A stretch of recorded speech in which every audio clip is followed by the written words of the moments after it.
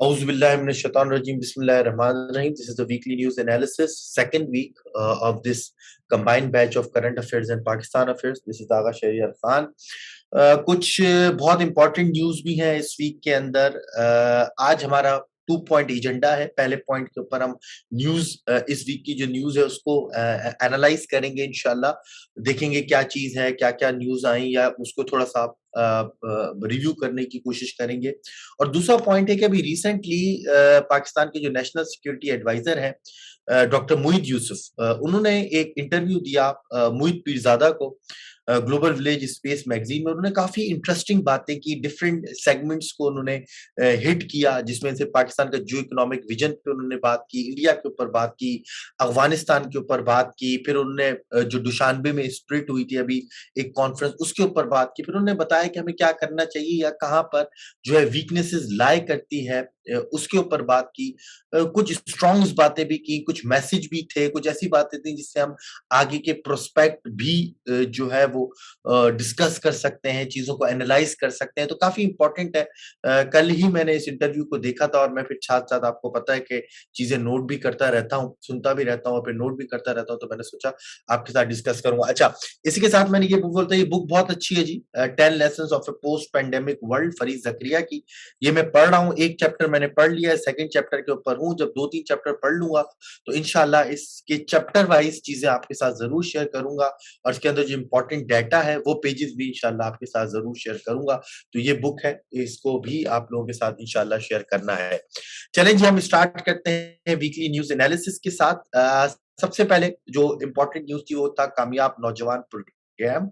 Prime minister inaugurate this programme on Monday, जो Monday गुजर चुका, उसके ऊपर ये प्रोग्राम को उन्होंने इनॉग्रेट किया, under which 1.54 trillion soft loans will be provided to 3.7 million families across the country. ये जितना भी डाटा ये आपको मैं अगेन वर्ड की फॉर्म में या पीडीएफ की फॉर्म में प्रोवाइड कर दूंगा, तो अभी जरा सुनने की कोशिश करिएगा। मैं इसमें से सिर्फ रीड नहीं करूंगा, एनालाइज भी करूंगा।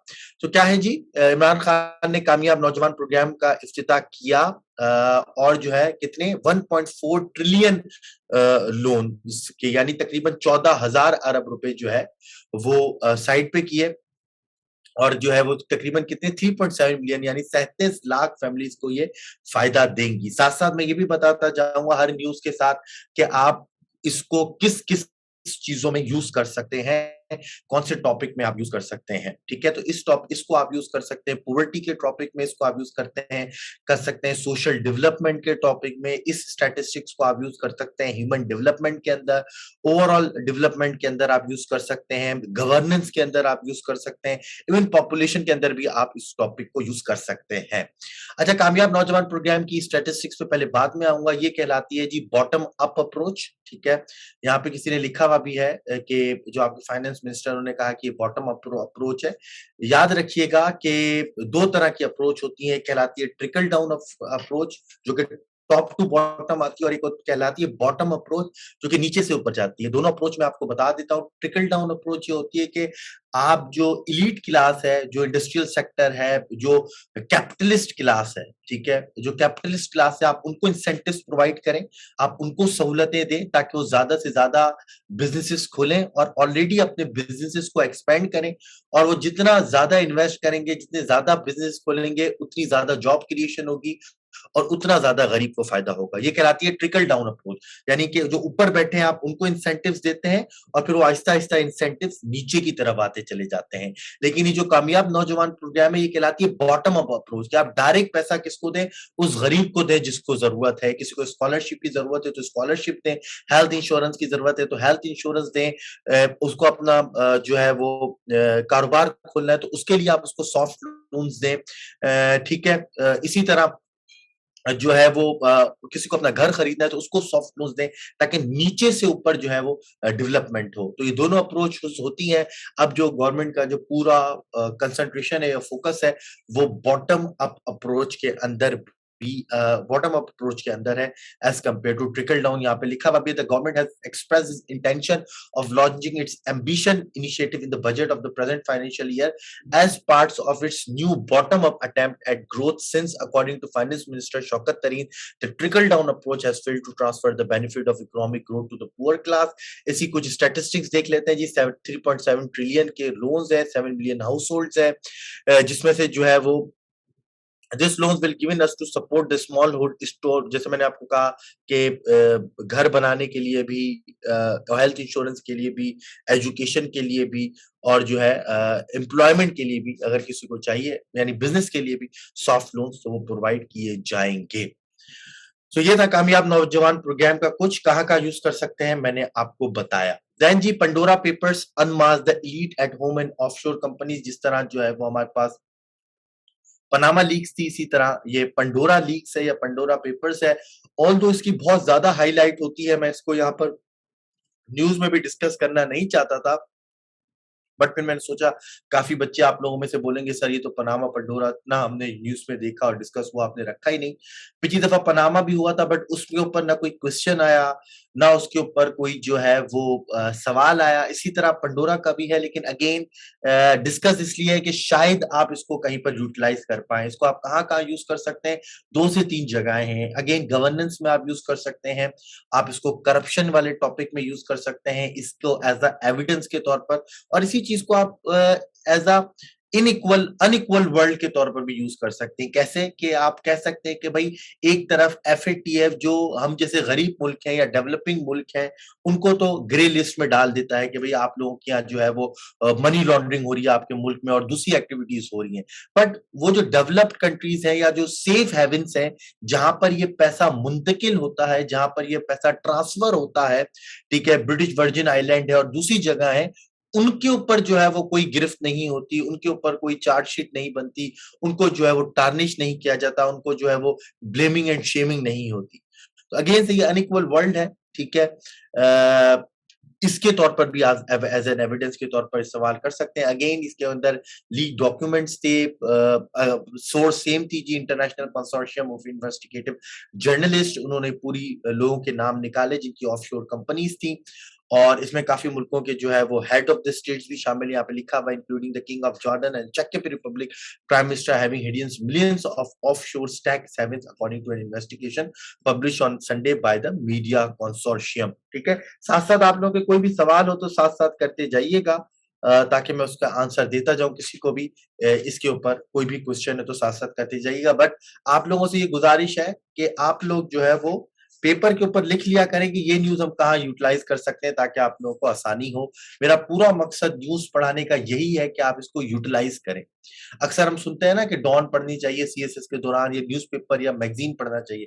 उसका ये मतलब नहीं है कि आप जाएं और आपको पता हो और आप लोगों से बात करें तो आप एक पढ़े लिखे शख्स लगे, नहीं। उसका मकसद ये है कि आप उसको यूटिलाइज करें। तो हर टॉपिक के साथ मैं बता रहा हूँ कि इसको कहाँ पर यूटिलाइज करना है एज एन एविडेंस के तौर पर, ताकि जब एस्से लिखो खास तौर पर या करंट अफेयर्स पाकिस्तान अफेयर्स का सवाल अटेम्प्ट करो तो उसके अंदर एविडेंस होना चाहिए, स्टैटिस्टिक्स होना चाहिए, प्रूफ होना चाहिए। जैसा कि मैंने कॉपी में लास्ट टाइम दिखाया भी था कि किस तरह उसने जो है वो एविडेंस को अलग से हाईलाइट किया हुआ था। अगेन यहाँ पे स्टैटिस्टिक्स लिखी हुई है, the so called Pandora papers investigation involving some 600 journalist from media involving Washington Post BBC is based on the leak of some 11.9 million documents from 14 financial services companies around the world.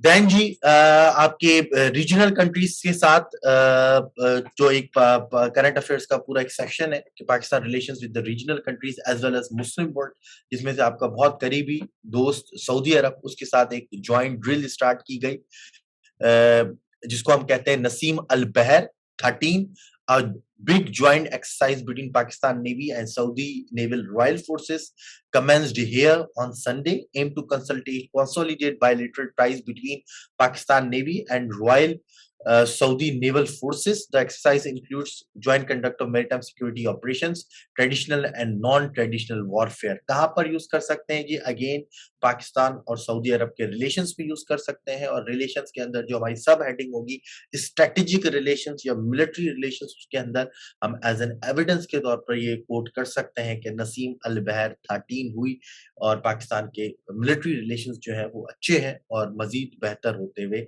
जा रहे हैं। Again जी, ये वाली मैं news पढ़ने से पहले इसको मैं अगेन आके थोड़ा-सा इसको ज़्यादा डिस्कस करना है, तभी मैं अभी इसको स्किप कर रहा हूँ। नीचे चलता हूँ। इस same on the same footing China के साथ आपने जो है कंक्लूड की anti-terrorist exercises. The closing ceremony of the 2-week long joint anti-terror exercise 2021 was held at the National Counter-Terrorism Center पब्बी।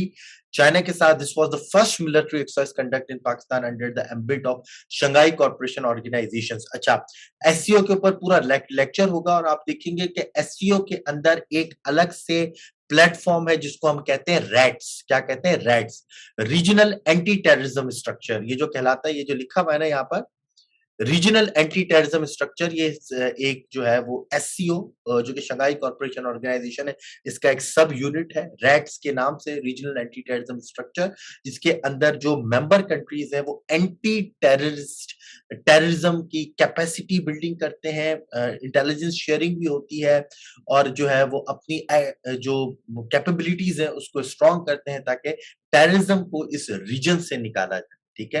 और शंघाई कॉर्पोरेशन ऑर्गेनाइजेशन में आपको पता है जो मेन कंट्रीज हैं वो पाकिस्तान है, इंडिया है, चाइना है, रशिया है, और फिर कार्स हैं, सेंट्रल एशियन रिपब्लिक्स के कंट्रीज। तो अगेन ये एक्सरसाइज की गई। This was the first military exercise conduct in Pakistan under the ambit of SCO, said a press release issued by the inter services public relations on Monday. कहां पर use कर सकते हैं? पाक चाइना रिलेशंस में यूज कर सकते हैं। एससीओ का जब भी सवाल आए तो उसके अंदर आप जब भी बात करें कि पाकिस्तान के लिए क्या अपॉर्चुनिटीज प्रोड्यूस की एससीओ ने, उसके अंदर आप ये लिख सकते हैं कि पाकिस्तान की एंटी टेररिस्ट कैपेबिलिटीज जो है वो स्ट्रेंथन हुई, स्ट्रांग हुई, और उसका सबूत है हमारे पास ये ज्वाइंट एंटी टेररिस्ट एक्सरसाइज जो कि इस साल पाकिस्तान में हुई है। साथ साथ अगेन रिपीट कर रहा हूँ, बताता जा रहा हूँ किन टॉपिक्स पर हम यूज कर सकते हैं। पाक चाइना रिलेशंस, बायलैटरल रिलेशंस के अंदर भी हम इस टॉपिक को यूज कर सकते हैं। नेक्स्ट जी हमारे पास क्या है? Pakistan Iran discuss border security regional piece. Pakistan Iran का सबसे बड़ा मसला, जब हम पाक ईरान रिलेशंस पढ़ेंगे तो हम देखेंगे पाकिस्तान ईरान का सबसे बड़ा मसला जो है वो बॉर्डर इशू है। ठीक है। वो है क्रॉस बॉर्डर टेररिज्म, खासतौर के ऊपर बॉर्डर से जो टेररिज्म हो रहा है। अगर आप लोगों की मेमोरी थोड़ी सी तेज है तो आप लोगों को याद होगा कि जो गुलबशन यादव को पकड़ा भी गया था तो वो ईरान से एंटर हुए थे पाकिस्तान में। ठीक है। और इसके अलावा कुछ काफी इंसिडेंट्स वैसे भी हुए हैं जब ईरान के सिक्योरिटी गार्ड्स को जो है वो यहाँ के कुछ इलेजिटिमेट जो है वो या इलिसिट ग्रुप्स जो होते हैं उन्होंने उनको किडनैप करके पाकिस्तान लिया है। फिर ईरान ने जो है वो पाकिस्तान से कंप्लेन की, फिर उनके सिक्योरिटी गार्ड्स वगैरह को रहा किया गया या उनको छुड़ाया गया। तो अगेन बॉर्डर पाकिस्तान का एक बहुत इंपॉर्टेंट है, उस border security between Iran and Pakistan. और अभी रिसेंटली अगर आपको याद हो तो आईएसपीआर ने कहा भी था कि अफगानिस्तान पाकिस्तान की बॉर्डर फेंसिंग के बाद हम ईरान का बॉर्डर भी फेंस करेंगे ताकि वंस एंड फॉर ऑल ये चीज खत्म हो।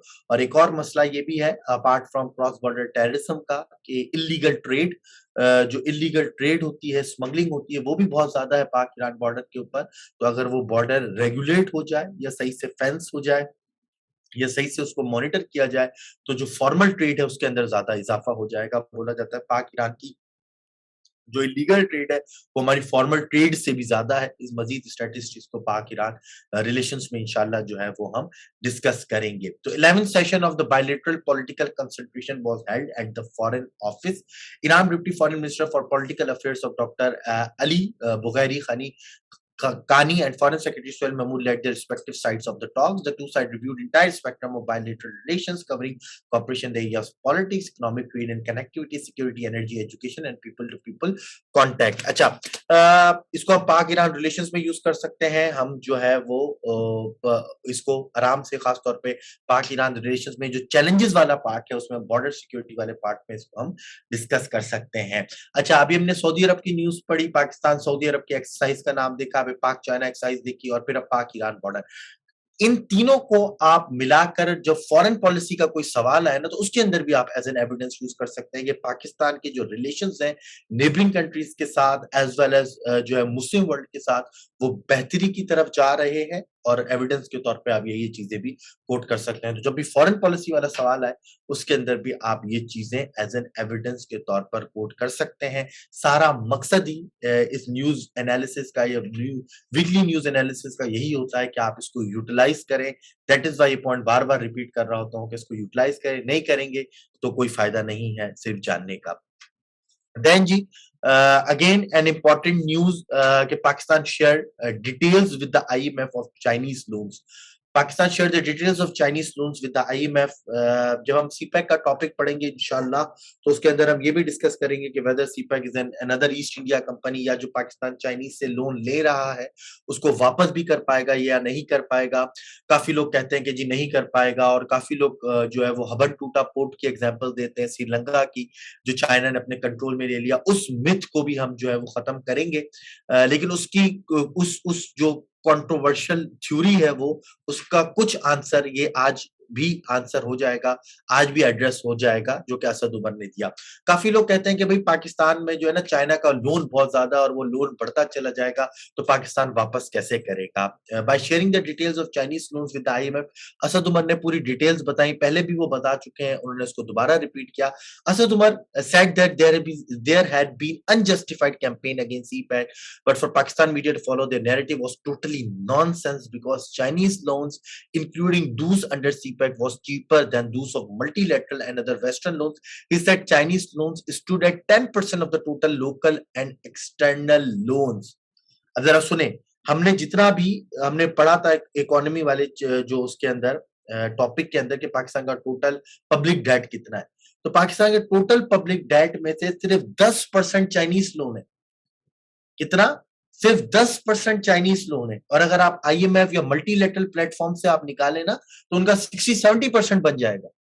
आप सिर्फ 10% चाइना से जो अंडर सीपैक के लोन आया है, उसके ऊपर आप इतनी कंट्रोवर्सी बनाते हैं, इतना क्रिटिसिज्म करते हैं कि जी पाकिस्तान को चाइना कब्जा कर लेगा, या पता नहीं क्या हो जाएगा, या गवादर चला जाएगा, या कुछ हो जाएगा। अगेन वजह क्या है? ये वजह ये है कि ये वेस्टर्न मीडिया का एक नैरेटिव है, ये खासतौर पे इंडियन नैरेटिव है, जो आपकी आवाम को भी जो है वो इंजीनियर करता है, उनकी साइकी, ताकि आप अपने नेशनल इंटरेस्ट के खिलाफ जो है वो फेसबुक पर सोशल मीडिया के खिलाफ आवाज उठाएं। ठीक है, वजह क्योंकि आप सबको पता है कि चाइना के राइज से यूनाइटेड स्टेट्स ऑफ अमेरिका जो है वो उसकी कैफियत अनसर्टेनिटी सी है। वो जो है वो चाहता है कि चाइना के राइज को कंटेन करे। ठीक है, वो चाइना को कभी भी जो है वो अपनी जगह लेने नहीं देगा, ना वो ऐसा चाहता है। दैट इज वाई चाइना का जो एम्बिशियस प्रोजेक्ट है बेल्ट एंड रोड इनिशिएटिव, और जिसका सबसे बड़ा प्रोजेक्ट या सबसे पहला प्रोजेक्ट है सीपैक, जिसकी कामयाबी बीआरआई की कामयाबी के साथ मुंसलिक की जाती है, तो उसके लिए जो है वो कभी भी उसको सक्सेसफुल होने नहीं देना चाहता यूनाइटेड स्टेट्स ऑफ अमेरिका। और क्योंकि India United states of America का एक स्ट्रेटेजिक पार्टनर है, तो वो भी इस कैंपेन में उनके साथ है, to tarnish the image of CPAC, to damage the image of China as a global lender, as a global player, to develop or to invest in the developing countries. तो ये उनका पूरा एक नैरेटिव है। माइक पॉम्पियो के अगर आपको statements याद हो लास्ट एडमिनिस्ट्रेशन की यूएस की, या एलिस वेल्स के स्टेटमेंट्स याद हो, उनके भी स्टेटमेंट्स यही थे कि भाई पाकिस्तान में जो ये चाइनीज जो ये प्रीडेटरी इकोनॉमिक्स है, और ये डेट ट्रैप में फंसाना चाहते हैं डेवलपिंग कंट्रीज लाइक पाकिस्तान को। लेकिन हकीकत आपके सामने है कि अब जब भी हम सीपैक की बात करेंगे, तो कोई भी ये ना कहे कि सर क्या हम लोन वापस कर पाएंगे, या ये डेट ट्रैप तो नहीं है। अगेन स्टैटिस्टिक्स सामने है कि Chinese loan stood at only 10% of the total local and external loans. ठीक है, he added that suggested relatively expensive 70% loans from the multilateral investor lenders were not a threat to Pakistan। उन्होंने बोला जो 74%, 74% वो loan थे जो हमने IMF से या दूसरे मल्टीलेटरल प्लेटफॉर्म से लिए हुए, वो थ्रेट नहीं है। उनके बारे में आप नहीं कहते कि भाई आईएमएफ डेट ट्रैप है, या दूसरे इंस्टीट्यूशन से जो हमने लिया हुआ है वो डेट ट्रैप है। क्यों? क्योंकि वो आपके इंस्टीट्यूशन है, उनको आप लेड करते हैं। ठीक है, हालांकि उनकी कंडीशनैलिटीज के ऊपर काफी कंट्रोवर्शियल है, उनके ऊपर काफी लिटरेचर लिखा जा चुका है, बट आप उनको नहीं करते। आप सीपैक को निशाना बनाते हो क्योंकि सीपैक आपके नेशनल इंटरेस्ट के खिलाफ है, बट क्योंकि सीपैक हमारे नेशनल इंटरेस्ट में है, तो हम इसके ऊपर कोई समझौता नहीं करेंगे। बट यहाँ पर इम्पोर्टेंट बात है कि जो उन्होंने यहाँ पर बोली कि Pakistan media to follow the narrative was totally nonsense, ठीक है? कि चलें दूसरों की बात तो छोड़ें, हमारे अपने लोग, हमारा अपना मीडिया वो नैरेटिव जब प्रमोट कर रहा होता है, तो वो एक खतरे की बात है। और यहीं से एक और पॉइंट बताना चाहूँगा कि we are living in an era of hybrid warfare, ठीक है? हम एक एरा में ऐसे एरा में रहते हैं जहाँ पर हाइब्रिड वॉरफेयर का एरा है, जहाँ पर कोई बॉर्डर पर आकर गन नहीं चलाएगा, टैंक नहीं चलाएगा, मिसाइल नहीं चलाएगा, बल्कि वो अपने लैपटॉप के ऊपर बैठकर मिस इन्फॉर्मेशन के तहत, डिसइन्फॉर्मेशन के तहत आपकी, मेरी आवाम को जो है वो साइकोलॉजिकली इंजीनियर करेंगे ताकि वो अपने नेशनल इंटरेस्ट को खुद क्वेश्चन करने लग जाएँ। तो एक दफ़ा अवाम के अंदर वो चीज़ आ गई, आप उनको रोक नहीं सकते, वो कंट्री इंटरनली जो है वो डिसइंटीग्रेट हो जाएगा और यही हो रहा है, यही हमने देखा है हर जगह। इसी तरह जो है वो चीज़ें हो रही हैं। यूक्रेन का, किसी को रशियन इन्वेजन ऑफ यूक्रेन पता हो, pure example of hybrid warfare है। या अभी अगर रिसेंटली किसी को पता हो, ईयू डिसइन्फो लैब का अगर किसी ने नाम सुना हो, तो इंडिया का वो सबसे बड़ा कैंपेन था, डिसइन्फॉर्मेशन कैंपेन अगेंस्ट पाकिस्तान। उसने बिलियंस ऑफ डॉलर्स जो है वो जो है वो इन्वेस्ट किए हैं। या आगे अभी हम जो है नेक्स्ट इसी क्लास की नेक्स्ट सेक्शन में हम ये नेशनल सिक्योरिटी एडवाइजर का इंटरव्यू एनालाइज़ करने जाएँगे, तो वो आपको बताएँगे कि नरेंद्र मोदी ने अपने ऑफ़िस में बाकायदा एक सेल बनाया हुआ है सीपैक के ऊपर, ताकि सीपैक को किसी तरह अंडरमाइन किया जाए, उसकी डेवलपमेंट में रुकावटें पैदा जाएँ और इंटरनेशनली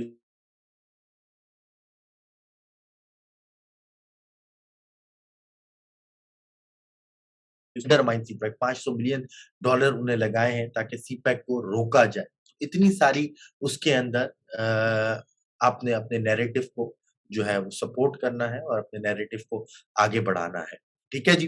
तो ये कुछ इम्पोर्टेंट न्यूज़ थी हमारे लिए। अच्छा, एक और इम्पोर्टेंट न्यूज़ जो मैंने यहाँ पर बचा के रखी थी, जिससे आगे की बात भी चलेगी, कि India accuses China of troops buildup on border. Again China और इंडिया के क्लैशेस आपने फेसबुक पर भी देखी होंगी, कुछ फुटेजेस भी आई हैं। अगेन इंडिया और चाइना का क्लैश जो है वो हो रहा है या ट्रिगर होने वाला है। और इंडिया ने चाइना को अक्यूज किया है कि चाइना मिलिट्री बिल्डअप कर रहा है। On the other hand, China के फॉरेन मिनिस्टर ने इस बात का इनकार किया है कि इस फैक्ट्स के कोई बेसिस नहीं है।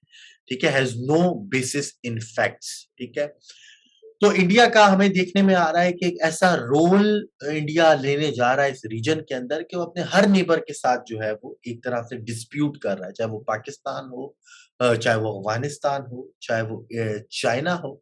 तो अपने हर रीजन के अंदर जो है वो अपने रीजनल कंट्रीज़ के साथ या अपने नेबरिंग कंट्रीज़ के साथ एक स्ट्रेन रिलेशंस की कैफ़ियत में है, या डिस्प्यूट है उसका, और वो डिस्प्यूट ट्रिगर होता चला जा रहा है। और इसी के ऊपर आप पाकिस्तान के नेशनल सिक्योरिटी एडवाइजर ने एक बात की इंडिया के ऊपर, इंडिया से ही हम चलाते हैं पॉइंट को। उन्होंने ये कहा कि let me tell you something depressing. No ruler of any major country closer to Hitler's worldview than Narendra Modi. उन्होंने बोला कि मैं आपको एक बात बता दूं, जो इंटरव्यू ले रहे थे उनको कहा, और ऑडियंस को जो है वो एड्रेस करते हुए कहा कि मैंने जितना डाटा एनालाइज किया, ये जितनी स्टोरीज देखी हैं, मैं ये बात वाज़ेह तौर पे कह सकता हूँ कि दुनिया में कोई रूलर इतना करीब नहीं है हिटलर की आइडियोलॉजी जितना नरेंद्र मोदी है। उसकी वजह उनकी फिलॉसफी, आरएसएस की फिलॉसफी, अखुंद भारत, ठीक है, हिंदुइज्म, ठीक है, हिंदुइज्म तो मजहब है, नेशनलिज्म, ठीक है, जिसको हिंदू नेशनलिज्म कहते हैं, वो फिलॉसफी, और उसी के साथ साथ जो इनकी एक्सपेंशन की फिलॉसफी अखुंद भारत वाली, जिसकी वजह से ये तमाम रीजनल कंट्रीज के साथ में, नेबर कंट्री के साथ लड़ाई कर चुके हैं, ये बिल्कुल सेम पैटर्न के ऊपर जा रहे हैं जिस तरह हिटलर जा रहा है। यहाँ पे देखें, यहाँ पर लिखा हुआ है, no possibility of Modi's ideology changing in near future. It is going to get worse. Mark my words, will destabilize the whole region, will pick up conflict with every neighbor, no end to fulfill its ideology, despite that Pakistan wants good relations with India. उन्होंने बोला, आप देखिएगा कि ये सब अपने तमाम neighbours के साथ जो है वो कॉन्फ्लिक्ट करेंगे, और इनकी आइडियोलॉजी को फुलफिल करने के लिए कोई, एक होता है ना कि यहाँ तक जाऊंगा अपनी आइडियोलॉजी को फुलफिल करने के लिए, इससे आगे मैं नहीं जाऊंगा। इनका कोई एंड नहीं है। ये हर हर जो है वो लेवल पर जा सकते हैं just to fulfil hits fascist ideology, right word अगर मैं इस्तेमाल करूं तो फैशिस्ट आइडियोलॉजी को अपना ऑब्टेन करने के लिए ये किसी भी सतह पर जा सकते हैं। तो ये थी कुछ इंपॉर्टेंट न्यूज आज की। हम डिस्कस करेंगे पाकिस्तान नेशनल सिक्योरिटी एडवाइजर का इंटरव्यू, लेकिन कुछ इंपॉर्टेंट न्यूज हमारे पास ये थी। आर्टिकल्स कुछ इंपॉर्टेंट थे जो आपने जरूर पढ़ने, वो ऑलरेडी मैं आपके साथ शेयर कर चुका हूं, लेकिन मैं फिर भी आपको दिखा देता हूं ताकि आपके जहन में हो कि आपने कौन कौन से आर्टिकल पढ़ने हैं।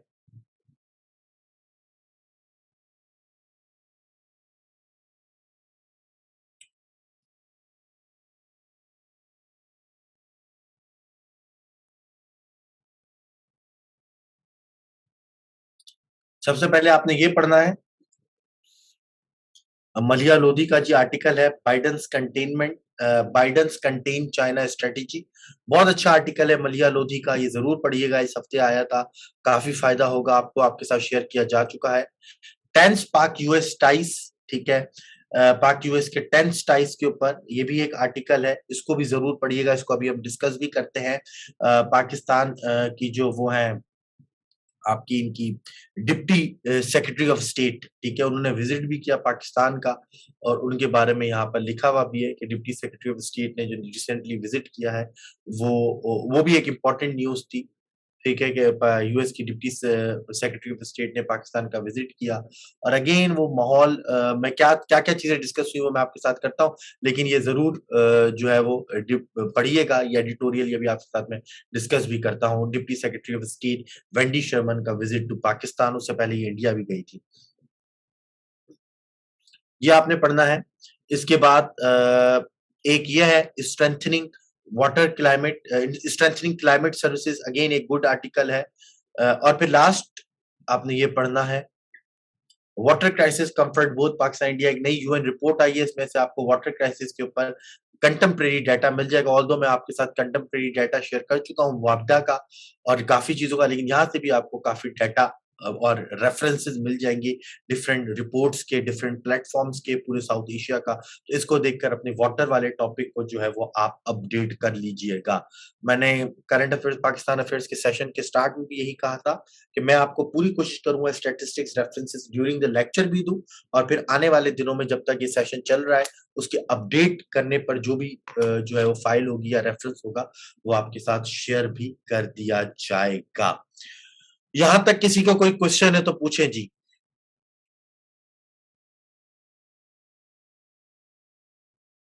यहां तक किसी को कोई क्वेश्चन?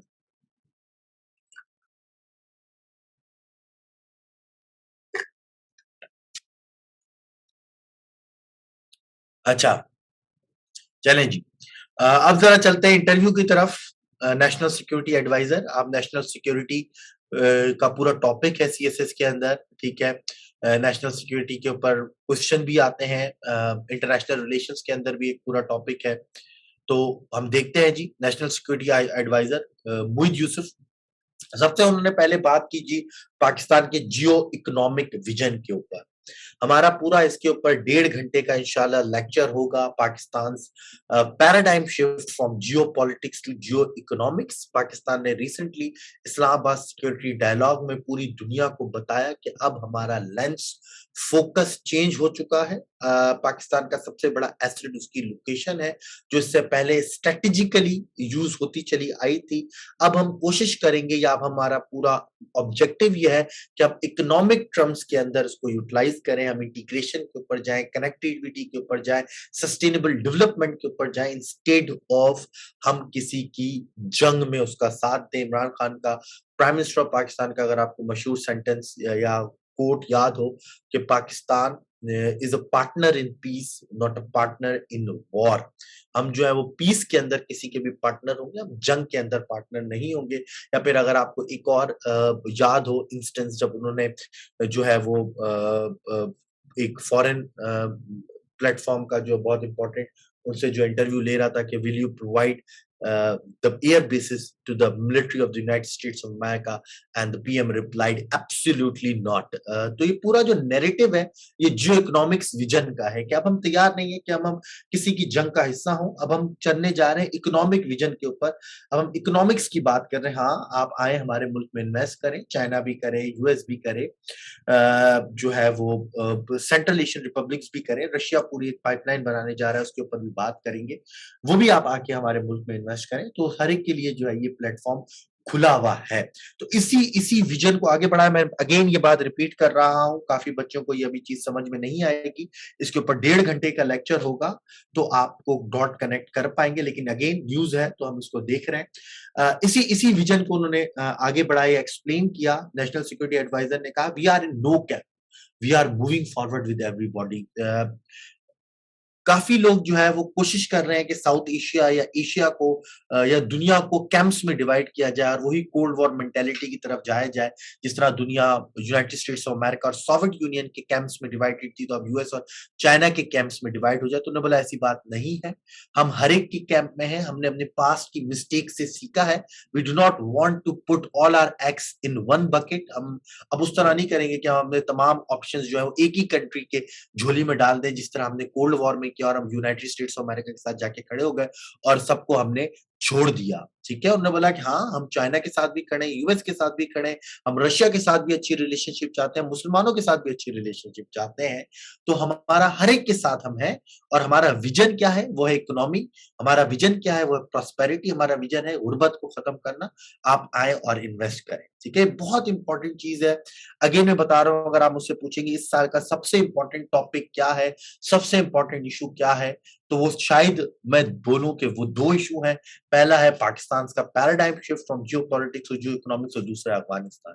इन दोनों टॉपिक्स के इर्द-गिर्द ही हर चीज घूमेगी इंशाल्लाह, और आप ऐसे में भी जरूर देखेंगे कि यहाँ पर कहीं न कहीं पर आपको ये चीज हाइलाइट होती हुई नजर आएगी, चाहे वो फॉरेन पॉलिसी का इसको रंग दे दे, पाकिस्तान का पैराडाइम शिफ्ट का नाम दे दे, इकोनॉमिक पाइवॉट कह दे, जियो इकोनॉमिक पाइवॉट के नाम से भी इसको बोला जा रहा है। जो भी कहे, रिवॉल्व इसी के ऊपर होगा। अगेन उनका एक स्टेटमेंट आपके सामने लिखा हुआ है कि we stand with the partner with China that is non negotiable.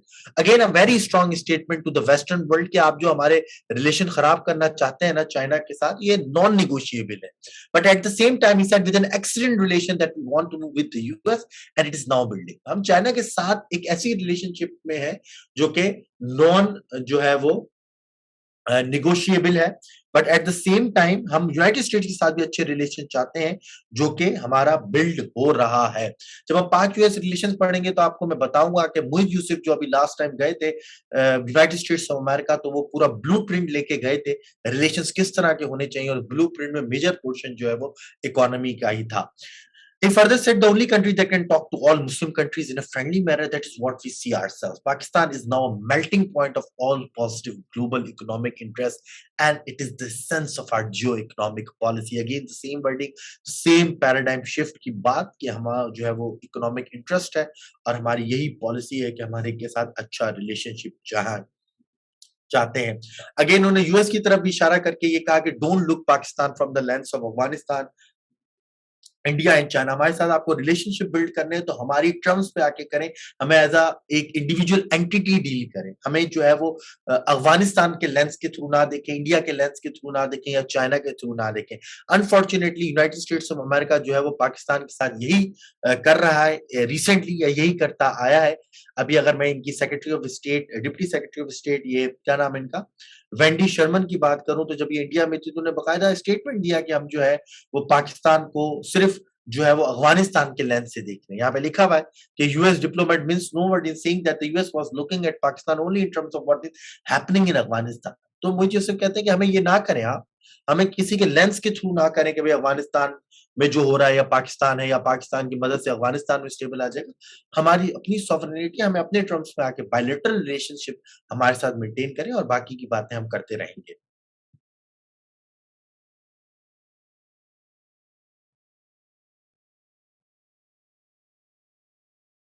Ali Ahmed कह रहे हैं, sir can I use mobile phone by reading newspaper editorial? Please समझ सजे the best source to read newspaper on my phone. I want to read extra material than shared once. पहले ये तो पढ़ लो अली अहमद, ठीक है? पहले जो मैं शेयर कर रहा हूँ, काफी कर रहा हूँ, ये अगर आप पढ़ लेंगे तो आपको कोई मसला ही नहीं है, फिर आप अगर ज़्यादा पढ़ रहे हैं तो आप अपना टाइम ज़ाया कर रहे हैं। मुझे 1 सेकंड दीजिएगा जी।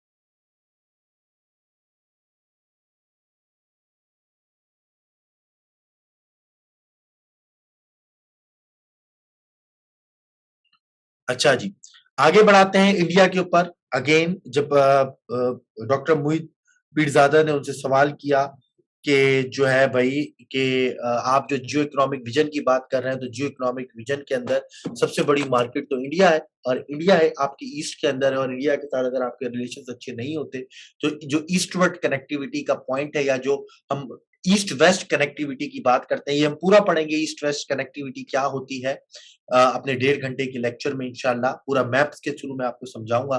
तो जब हम ईस्ट वेस्ट कनेक्टिविटी की बात करते हैं तो वो तो होगी नहीं क्योंकि इंडिया के साथ आपके रिलेशंस अच्छे नहीं है। Then he said yes it is an impediment, ये एक चैलेंज है, ये एक बॉटलनेक है, ये एक रुकावट है जिसको होना चाहिए। East west connectivity needs to open up. India अगर साथ अच्छे रिलेशन होंगे तो ईस्ट वेस्ट कनेक्टिविटी होगी और पूरे रीजन में जो है वो डेवलपमेंट होगी। But India is not a democracy anymore. Yes we are selling this to the world through dossiers, but India की जो मोदी की आइडियोलॉजी है वो हिटलर के करीब है और वो अपने तमाम नेबर्स के साथ डिस्प्यूट करना चाहता है और वो डेमोक्रेसी नहीं रही और यही हम पूरी दुनिया को बताने की कोशिश कर रहे हैं थ्रू डोजियर्स। पाकिस्तान को 2 dossiers, 1 on terrorism and 1 on Indian occupied Kashmir. उन्होंने बोला कि हमने 2 डोजियर्स निकाले हैं जिसके अंदर एक के अंदर 100 प्लस डॉक्यूमेंट्स हैं और दूसरे के अंदर भी तकरीबन इतने डॉक्यूमेंट्स हैं कि पूरी दुनिया को बताया जाए इंडिया की टेररिस्ट एक्टिविटीज अगेंस्ट पाकिस्तान और इंडिया की terrorist activities on Indian occupied Kashmir, जिसमें उन्होंने कहा कि 66 टेरर कैंप्स इनसाइड अफगानिस्तान में इंडिया ऑपरेट कर रहा था अगेंस्ट पाकिस्तान और 20 ऑड इंडिया के अंदर थे और फिर वो मोदी वाली बात के सीपैक के लिए पूरा एक विंग बनाया है, $500 मिलियन इन्वेस्ट किए हैं ताकि उसको रोका जाए। फिर जी अफ़गानिस्तान के ऊपर आए, अफ़गानिस्तान के ऊपर ख़ास तौर पे बात की गई कि भई टीटीपी के थ्रू आपसे ये मैं जितनी बातें बोल रहा हूँ ना यकीन माने ये एविडेंस के तौर पर आप अगर यूज़ करते हैं ना आपको कोई रोक नहीं सकता 50 प्लस मार्क्स लाने में करंट अफ़ेयर्स, पाकिस्तान अफ़ेयर्स और इसकी अगर आप प्रेज़ेंटेशन अच्छी कर देंगे तो आप 70 से ऊपर भी जा सकते हैं। इस तरह अभी कोई आपको करंट अफ़ेयर्स या पाकिस्तान अफ़ेयर्स नहीं पढ़ाएगा, ये मैं चैलेंज कर रहा हूँ, ठीक है ना?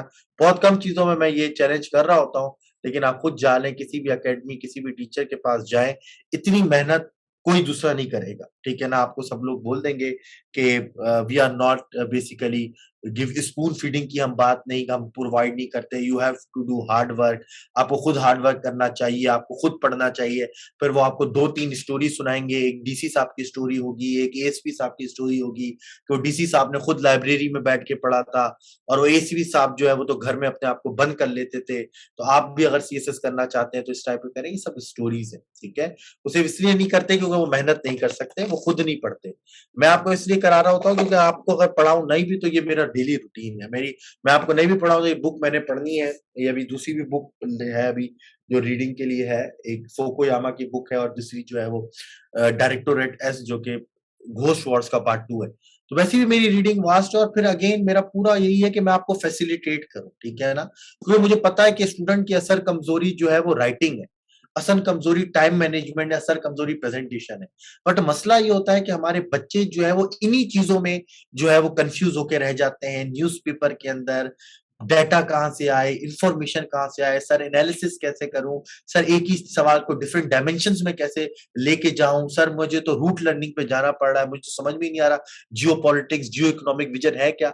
अब वो पूरा साल यही करते रहते हैं, फिर एंड में जब राइटिंग की बारी आती है तो उनके पास टाइम ही नहीं बचता बेचारे बच्चों के पास और वो जाके उल्टा-सीधा पेपर में लिख कर आ जाते हैं, हालाँकि उनको पता होता है। तो मेरा पूरा मकसद ये है कि to facilitate you as much as I can, आपको हर चीज़ प्रोवाइड कर दूँ, data, information, references, analysis, critical analysis, review ताकि सिर्फ आप फोकस करें अपनी राइटिंग के ऊपर, अपनी प्रैक्टिस के ऊपर ताकि आप एग्जाम में बेस्ट परफॉर्म करें। अच्छा जी, अफ़गानिस्तान के ऊपर मैंने आपको लास्ट वीक बताया था कि पाकिस्तान की टीटीपी के साथ बात चल रही है। उनसे पूछा गया कि what are we really talking? He said everything will be public. हर चीज़ पब्लिक कर दी जाएगी।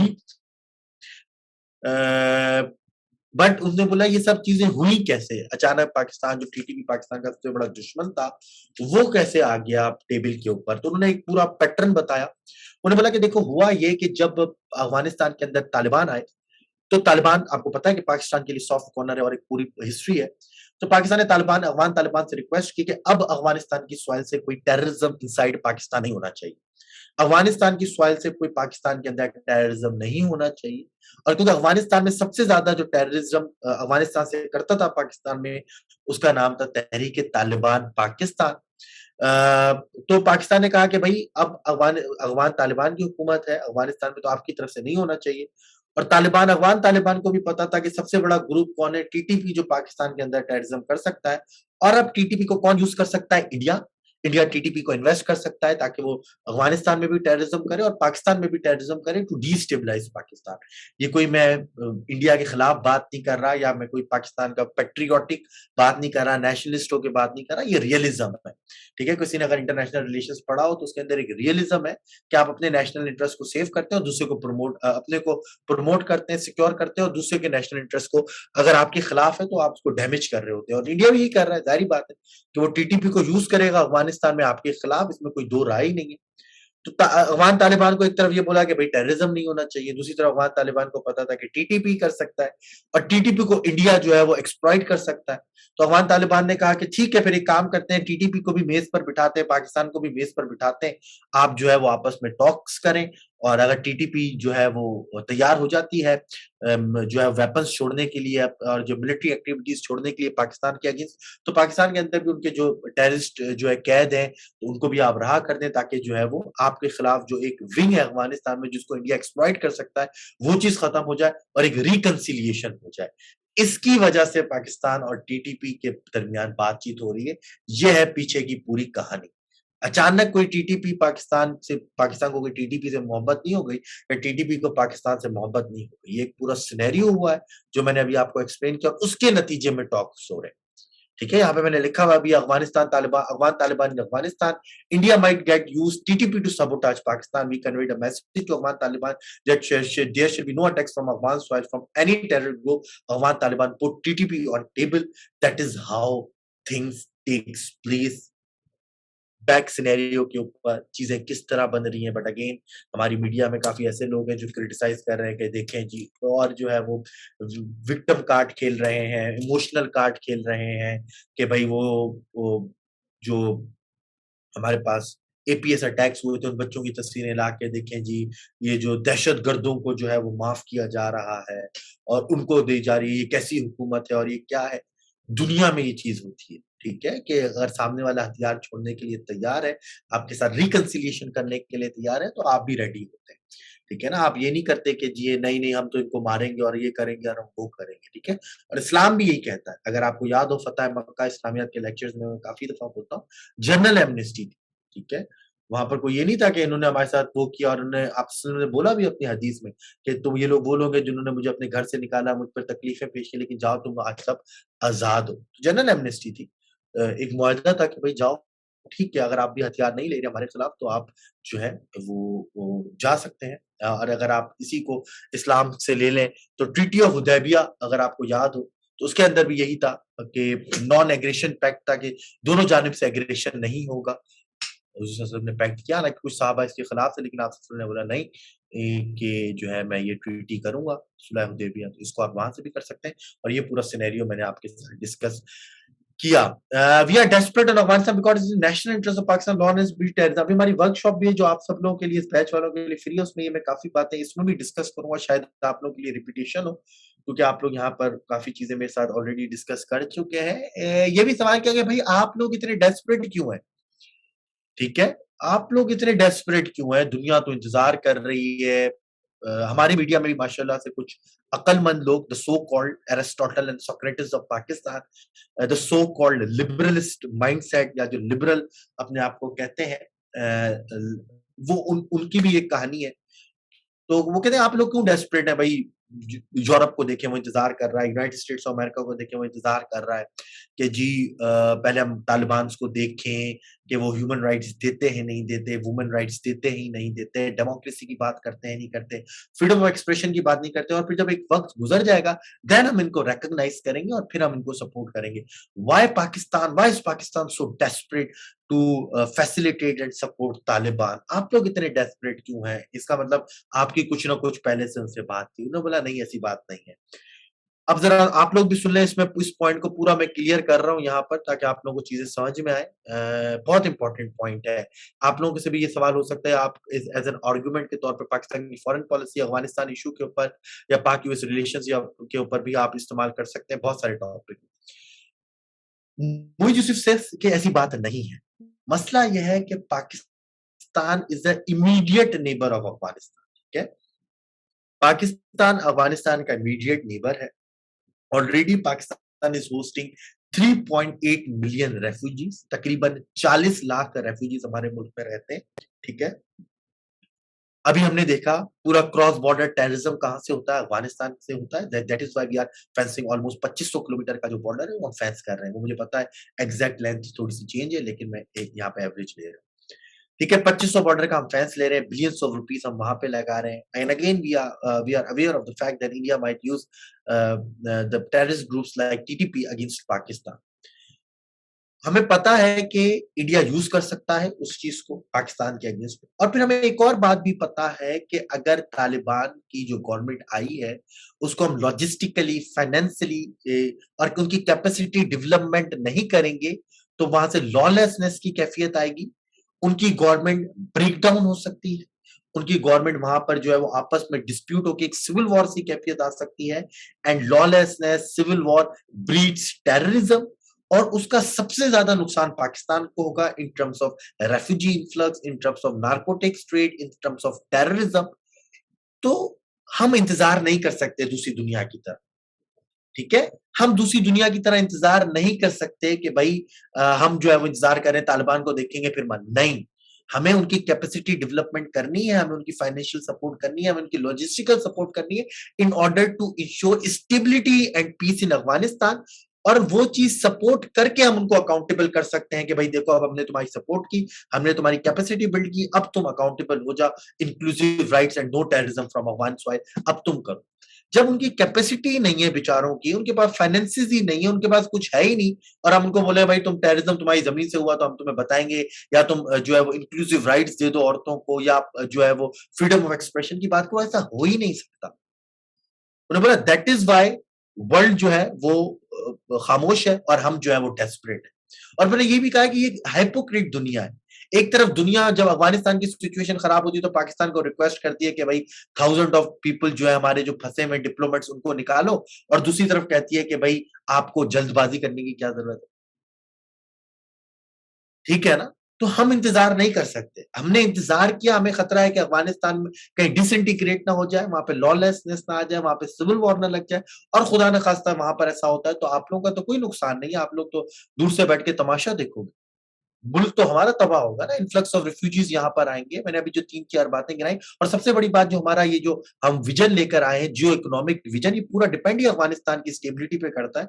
जब ये चैप्टर आएगा मैं आपको पूरा दिखाऊंगा अभी मैप के थ्रू। अफगानिस्तान में स्टेबिलिटी होगी तो आपका ख्वाब ही पूरा नहीं हो सकता। सीपैक का जो लॉन्ग टर्म ड्रीम है to connect with central Asian republics और फिर ईस्टर्न यूरोप तक लेके जाना, वो फायदा ही नहीं हो सकता जब तक अफगानिस्तान स्टेबल नहीं। तो उन्होंने बोला ये चीज है, that is why we are desperate.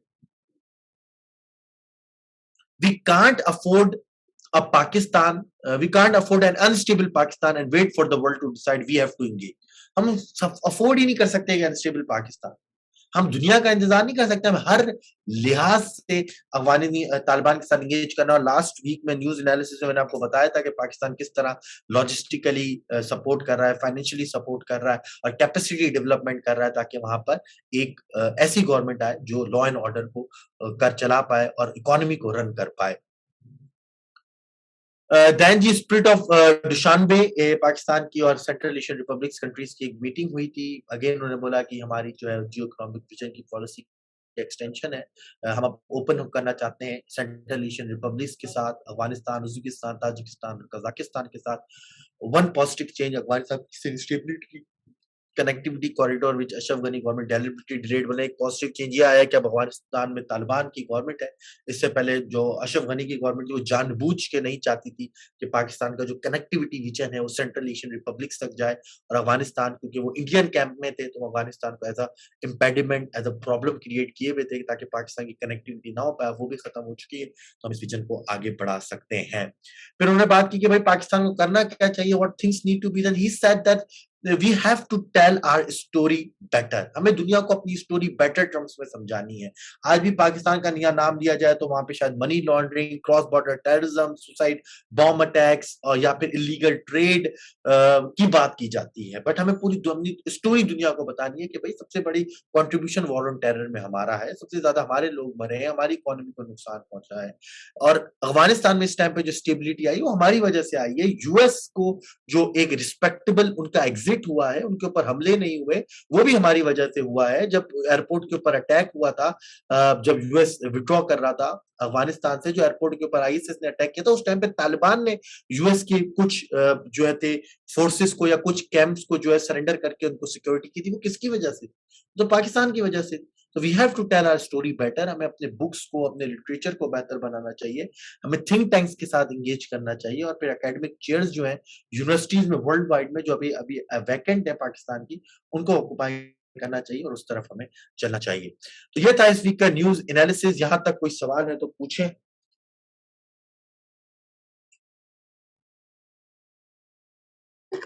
Sir, how we can tackle radical groups in Pakistan demanding Taliban like group structure in Pakistan? Bilal Ahmad, इसको जब हम न्यू सिक्योरिटी का पूरा टॉपिक पढ़ेंगे मैं आपको बताऊंगा। पाकिस्तान की दो अप्रोचेस हैं। एक कहलाता है हमारे पास मिलिट्री सोल्यूशन, ठीक है, जिस जो हमने किए, चाहे वो रद्दुल फसाद हो, ज़रब अज़ब हो, खैबर 4 हो, ठीक है, इंटेलिजेंस बेस्ड आईबीओज ऑपरेशंस हो, ठीक है, काइनेटिक ऑपरेशंस जो कहलाते हैं, वो हमने किए और उनको हमने डैमेज किया, सफाया किया। और दूसरा कहलाता है soft approach, counter building narrative, जो हम कर भी रहे हैं। और पाकिस्तान की जो नई पॉलिसी है, नेशनल सिक्योरिटी पॉलिसी 2018 से लेकर 2023 में, उसके अंदर पूरी डिटेल है कि हम उसको किस तरह डील करेंगे, ठीक है। पूरी इंशाल्लाह उसके अंदर हम बात करेंगे। बट ये 2 अप्रोचेस के साथ हम चल रहे हैं। एक कहलाती है काइनेटिक अप्रोच और एक कहलाती है सॉफ्ट अप्रोच। एक तरफ हम उनके ऑपरेशंस करके उनकी जो कैपेसिटी है उसको तोड़ते हैं, और दूसरी तरफ हम काउंटर नैरेटिव लेकर आते हैं और कोशिश करते हैं उनके नैरेटिव को भी डैमेज किया जाए। इसमें कोई 2 राय नहीं है आपकी कि आफ्टर द तालिबान अराइवल इन अफगानिस्तान उन ग्रुप्स को जो है वो फ़ायदा होगा, रेडिकल वाले जो पाकिस्तान के अंदर हैं। कि देखिए जी, शरीयत उन्होंने नाफ़िज़ की, उनको भी फ़तह मिली तो हमें भी फ़तह मिल सकती है। अगेन इसमें कोई 2 राय नहीं है, आपका वो एनालिसिस बिल्कुल ठीक है। यहाँ तक ये पाकिस्तान के ऊपर एक नेगेटिव इम्पैक्ट है। तो तालिबान के अराइवल का पॉज़िटिव इम्पैक्ट भी है और नेगेटिव इम्पैक्ट भी है। Public debt of CPEC, 10% of what? 10% of total public debt of Pakistan. अब जो सौले कह रहे हैं 26% ऑफ टोटल लाइबिलिटीज है, ठीक है, लाइबिलिटीज उसके अंदर डेट के अलावा भी काफी चीजें आ जाती हैं। ये सिर्फ अगर हम डेट निकाले ना, पब्लिक डेट, उसका 10% है, और 26% टोटल एक्सटर्नल लाइबिलिटीज में भी है। डेट के अलावा भी काफी चीजें होती हैं। वही तो कर रहे हैं Habibullah. Why Pakistan not utilising Taliban to persuade TTP to better relation with Pakistan. वही तो कर रहे हैं हम। जो आपकी बात है, Pakistan is doing the same thing जो आपने लिखी है यहाँ पर। यही तो हम करने जा रहे हैं और यही कर रहे हैं। और कोई क्वेश्चन जी?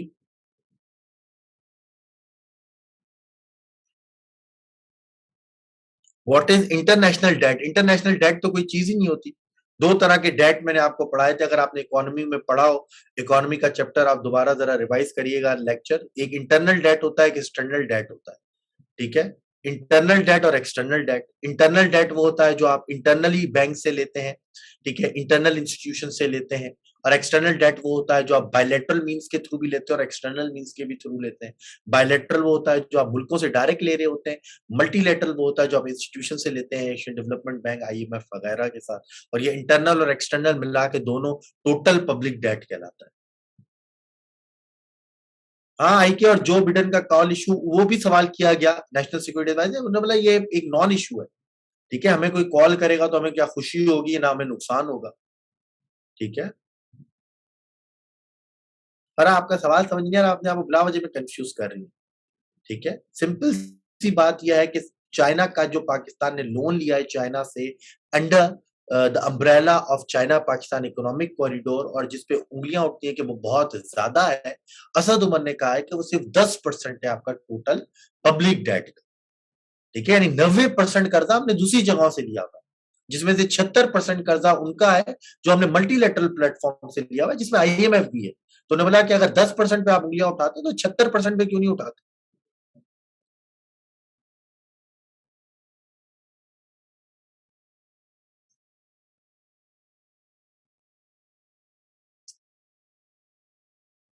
और कोई सवाल जी? अच्छा, मैं ये बुक का बताऊंगा आपको इंशाल्लाह, एक दिन रखूंगा, इसके ऊपर ही मैं आपको बताऊंगा, बहुत इंपॉर्टेंट है जी।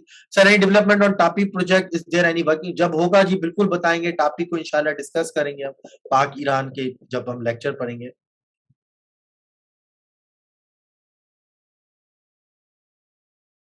ठीक है जी, ये मैं अहमद जकरिया की बुक का आपको बताऊंगा। पहला चैप्टर भी काफी बेहतर था, दूसरा चैप्टर भी काफी अच्छा है इंशाल्लाह। इसको चैप्टर वाइज करके आपके साथ रिव्यू शेयर किया जाएगा, क्योंकि मैंने लिखा था कि what new in this batch, जिसमें से एक पॉइंट ये भी था कि हम जो है वो लेक्चर का भी इंशाल्लाह करेंगे। चलें जी, थैंक यू वेरी मच। इंशाल्लाह वी विल मीट टुमारो। कल हम मोस्ट प्रोबेबली फूड सिक्योरिटी पढ़ेंगे। तो कल हम फूड सिक्योरिटी पढ़ेंगे, कल मैं आपके साथ एक लेक्चर भी शेयर करूंगा आपके होमवर्क के लिए। ठीक है जी, थैंक यू वेरी मच। इंशाल्लाह we will meet tomorrow. Till then, अल्लाह हाफिज एंड टेक केयर। और जिन बच्चों ने फीस पूरी नहीं की वो पूरी सबमिट करा दें। Thank you.